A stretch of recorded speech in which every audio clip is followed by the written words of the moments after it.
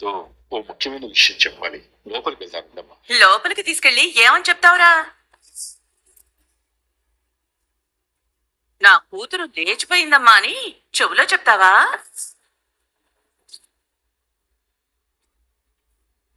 అయినా లేచిపోవడం లేపుకెళ్ళిపోవడం నీ కొంపలో వాళ్ళ కొత్తేం కాదు కదరా. నీ దగ్గర నుంచి నీ పిల్లల దాకా అందరికీ వెన్నతో పెట్టిన విద్యే కదా. మరి నీ కూతురు లేచిపోయిందని చెవులో చెప్పడం ఎందుకురా? నీ కూతురు చేసిన ఘనకార్యం గురించి గొప్పగా గర్వంగా చెప్పుకోరా. ఆవిడేంటి అలా అంటున్నారు? అమూల్య లేచిపోయిందా? కూతురు లేచిపోయింది కాబట్టే కొంపలో ఉండాల్సిన వాళ్ళు కొంప బయట ఏడుస్తూ కూర్చున్నారు. నక్కులు ఎత్తుకొని మాట్లాడు. ఏం మాట్లాడుతున్నారో, ఎవరి కూతురు గురించి మాట్లాడుతున్నారో తెలుసుకొని మాట్లాడండి. నా కూతురు లేచిపోయిందని మాట్లాడారంటే మర్యాదగా ఉండదు. అరే ఏంటా రామరాజు, కూతురు లేచిపోయిందనగానే కోపం పొడుచుకొచ్చిందా? అది లేచిపోకపోతే నీ కూతురు, అదే కొత్త పెళ్లి కూతురు ఎక్కడ్రా? ఉంటుందా నీకు అసలు? ఎప్పుడు ఏం మాట్లాడాలో తెలిసి చావదా? వాళ్ళు కూతురు కనపడలేదన్న బాధలో ఉంటే బుద్ధి లేకుండా ఏమిటా మాటలు? ఏంటి పెద్దమ్మా, ఏమన్నా కూతురు కనపడడం లేదనే బాధలో ఉన్నారా? ఎదిగిన ఆడపిల్లని ఎవడైనా ఎత్తుకుపోతే ఆ బాధ ఎలా ఉంటుందో ఇప్పుడు తెలిసొచ్చిందా వీడికి? ఈ రామరాజు తీసుకెళ్లిపోయినప్పుడు, నా మేన కోడల్ని వాడి కొడుకు తీసుకెళ్లిపోయినప్పుడు నేనెంత నరకం అనుభవించానో నీకు తెలీదా? బాధ ఎదుటి వాడిది కాదా? కుడిపోత ఎదుటి వాడిది కాదా? కుడిపోత ఎదుటి వాడిది కాదా? నిజానిజాలు తెలుసుకోకుండా సందర్భం వచ్చింది కదా అని నోటుకొచ్చినట్టు మాట్లాడకండి. ఏంటి ఇదంతా? ఆవిడేమో మీ అమ్మాయి లేచిపోయింది అని అంటుంది, మీరేమో కనపడట్లేదు అంటున్నారు. అసలేం జరుగుతుంది ఇక్కడ? ఇంత మైత్రంలో ఉన్నావు. చిన్నపిల్ల తప్పిపోతే కనబడటం లేదు అంటారు. కాసేపట్లో పెళ్లి మండపానికి వెళ్లాల్సిన పెళ్లి కూతురు కనబడకపోతే లేచిపోయింది అనే అంటారు. విషయం కూడా తెలుసుకోకపోతే ఎలాగమ్మా నువ్వు? ఒకసారి నా కూతురు లేచిపోయిందని అన్నామంటే మర్యాదగా ఉండదు. లేచిపోకపోతే మరి ఎక్కడండి? చెప్పండి, మీ కూతురు లేచిపోకపోతే ఎక్కడుందో, ఎక్కడికి వెళ్ళిందో, ఎవరికి చెప్పి వెళ్ళిందో చెప్పండి.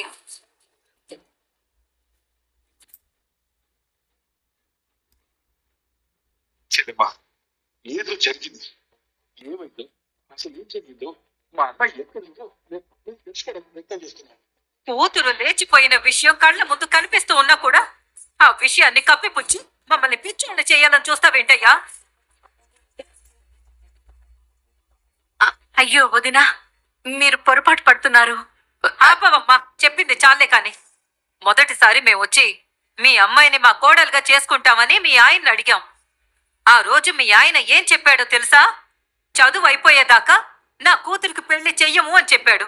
అలాంటి వాడు సడన్ గా మా ఇంటికి వచ్చి పెళ్లి సంబంధం గురించి మాట్లాడినప్పుడే నాకు డౌట్ వచ్చింది, ఇలాంటిదేదో ఉంటుంది అని. రోజు నా భార్య మిమ్మల్ని చాలా గట్టిగా అడిగింది, మీ కుటుంబం అంతా లేచిపోయి పెళ్లి చేసుకున్న చరిత్ర ఉంది, మీ చిన్నమ్మాయికి ప్రేమ వ్యవహారాలు లాంటివి ఏమైనా ఉన్నాయా అని. మీరేం చెప్పారు? మా అమ్మాయి చాలా మంచిదని, ఇంటి దగ్గర తలదించుకుంటే కాలేజ్ దగ్గర తల ఎత్తుతుందని, కాలేజ్ దగ్గర తల దించుకుంటే ఇంటి దగ్గర తల ఎత్తుతుందని చెప్పారు. నువ్వు ప్రేమించిన విషయాన్ని దాచిపెట్టి మాకు అంటగట్టాలని చూస్తారా?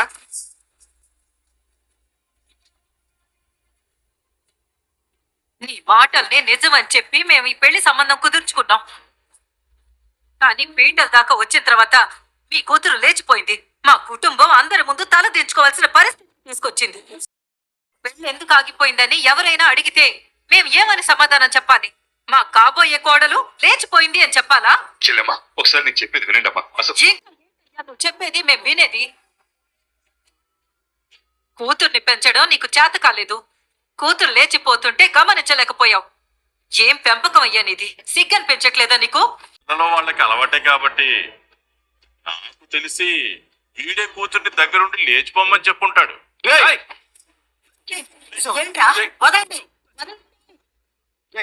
మా చెల్లెడు కనబడకపోవడానికి కారణం మీ కొడుకురా. చెప్పరా నీ కొడుకు ఎక్కడున్నాడో చెప్పు. చెప్పరా వాడెక్కడా చెప్పరా చెప్పు చెప్పు. అలా గొడవ పడుతున్నప్పుడే విశ్వక్ అక్కడ కారు తీసుకొచ్చి ఆపేసరికి అందరు కారు వంకనే చూస్తుంటారు. మెల్లగా అక్కడ విశ్వక్ దిగి బయట వచ్చి కారు మీద కూర్చుంటాడు. అసరాసర అనే సాంగ్ బ్యాక్గ్రౌండ్లో వస్తూ ఉంటుంది. వీళ్ళందరూ నవ్వుతుంటారు, వాళ్ళందరూ ఆశ్చర్యంగా చూస్తుంటారు. వీళ్ళు మాత్రం గతం గుర్తు తెచ్చుకొని బాధపడుతుంటారు. ఏవండి ఆవిడ గారు, ఒంట్లో ప్రతి పార్టు గ్రైండర్ లో పడ్డ చింతపండులాగా గజగజలా మునిగిపోతుందండి. ఇక్కడ నుంచి జంప్ అయితే మంచిది అనిపిస్తున్నాడు బాబు. ఏం మాట్లాడుతున్నావు? విశ్వక్ను చూసి శ్రీవల్లి భయపడుతూ ఉంది. వీళ్ళందరూ వెళ్ళి నా చెల్లెలు ఎక్కడుంది చెప్పురా అని చెప్పి విశ్వక్ను కొడుతూ ఉంటాడు. అయితే ఇక్కడ శ్రీవల్లి నా పేరు ఎక్కడ చెప్తాడు ఈ బండ సచ్చినోడు అని చెప్పి గుండెపోటు వచ్చేలాగుందని చెప్పి భయపడుతూ ఉంది. వీళ్ళు కొడతా ఉంటుంటారు. మీ చెల్లెలు కావాలా? ప్రస్తుతం మీ చెల్లెలి పరిస్థితి ఈ మల్లె పూలలాగే నలిగిపోయింది. నేనే మీ చెల్లెలు తీసుకెళ్ళలేదు, తనంతట తానే నా దగ్గరికి వచ్చింది. రే మీకు కోపం వచ్చినా అవమానంతో గుండె పగిలి చచ్చినా ఇది నిజం. రాత్రంతా నాతోనే ఉంది. చంపేస్తా. ఇంకొక మాట నా కూతురు గురించి ఇంకా మాట్లాడేవాడు ఎవరు?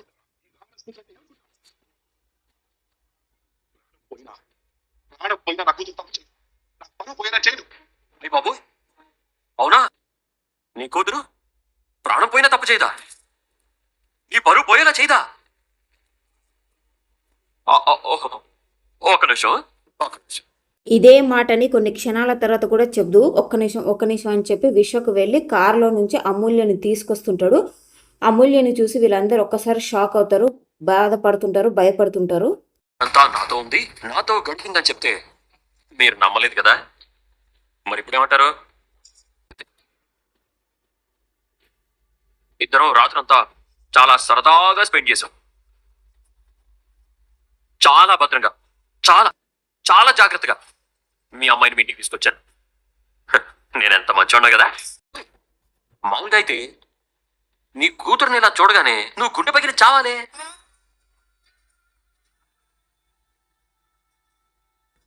ఇలా ఉన్నావంటే నీ గుండె గట్టిదే, కానీ చేస్తావు.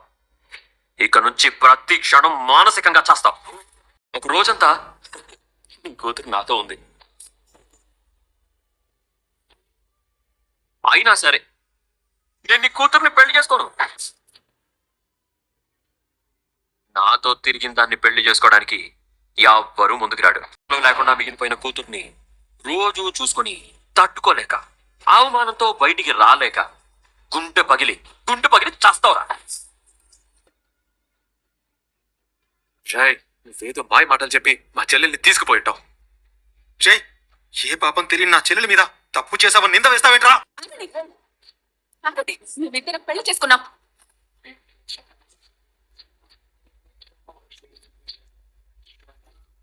అందరూ షాక్ అవుతూ ఒకరి తర్వాత ఒకరు అలానే ఆ తాలి వంక చూస్తూ ఉంటుంటారు. ఆ తర్వాత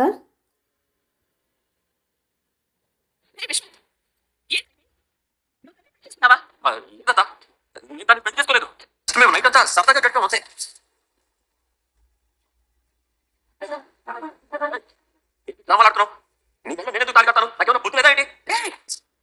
చేసుకోకపోతే పెళ్లి చేసుకున్నావని ఎందుకు చెప్తుందిరా అమ్మాయి? మీరు ఇష్టపడే కదా పెళ్లి చేసుకున్నారు, మరి తమాషాలు చేస్తావే? లేదు పెద్దమ్మా, లేదు. విశ్వ అమ్మాయిని పెళ్లి చేసుకోలేదు. నువ్వు నోర్మై మాట్లాడకు. వాళ్ళు ప్రేమించుకున్నారు, పెళ్లి చేసుకున్నారు. వాళ్ళకి నచ్చిన జీవితాన్ని బ్రతకనివ్వండి. ఈ గొడవలతో, పాత పగలతో వాళ్ళ జీవితాన్ని ఇబ్బంది పెట్టకండి.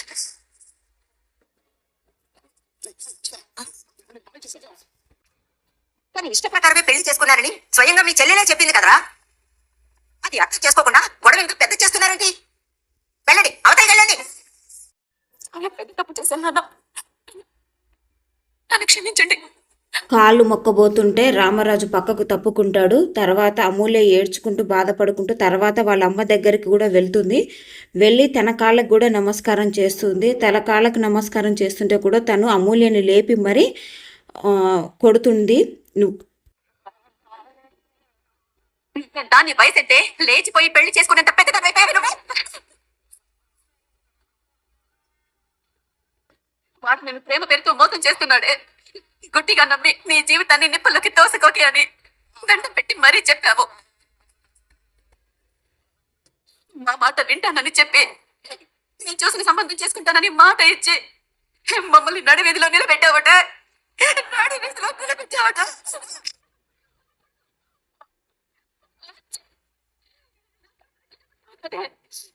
నేను తప్పు చేశానే, తప్పు చేశాను. నువ్వు నా కడుపున పుట్టకపోయింటే బాగుండేదని మొదటిసారి అనిపిస్తుంది. ఒకవేళ పుట్టినా అప్పుడే పోయిండాల్సింది. తెలుసు కానీ కొడుకున్నావు. ఇది చేసిన పనికి దీన్ని చెప్పినా తప్పలేదు. నీ ఇంట్లో నీ కూతురు చేసింది తప్పే అయితే 25 ఏళ్ల క్రితం నువ్వు చేసింది.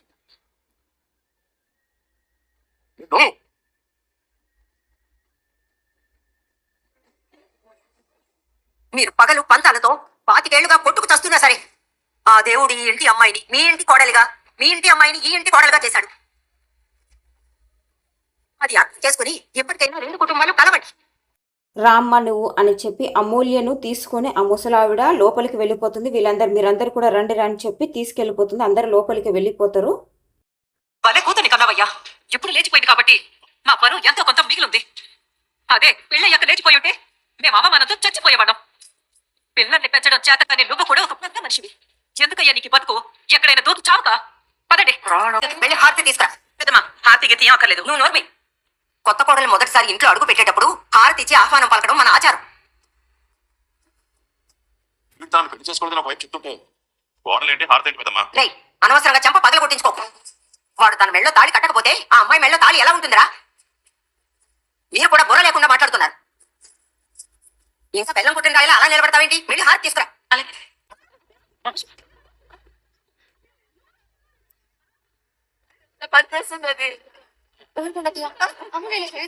దీని వెనక ఏదో ఉంటుంటుంది. నేను పెళ్లి చేసుకుని వచ్చాను, పిల్లలు దీవించండి అని నాన్న కాదు చెప్పిన తర్వాత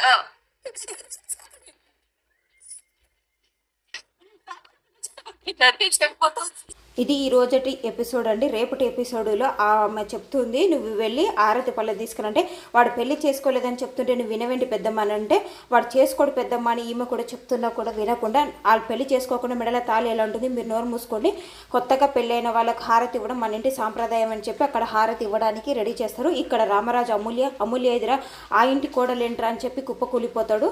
అయితే ఆ తండ్రిని చూసి వాళ్ళందరూ కలిసి హాస్పిటల్కి తీసుకెళ్దామని బయటికి తీసుకెళ్తుంటే అక్కడ సేన అండ్ వాళ్ళ అక్క ఇద్దరు చూసి ఆయన చూసి ఆనందపడుతుంటారు. మనం అనుకున్నది సాధించాము అన్నట్టుగా విర్రవీగిపోతుంటారండి. ఇది రేపటి ప్రోమో. ఇప్పటికైనా ఎవరైనా లైక్ చెప్తే లైక్ చేయండి, నచ్చితే ఛానల్ని సబ్స్క్రైబ్ చేసుకోండి. థ్యాంక్ యూ అండి.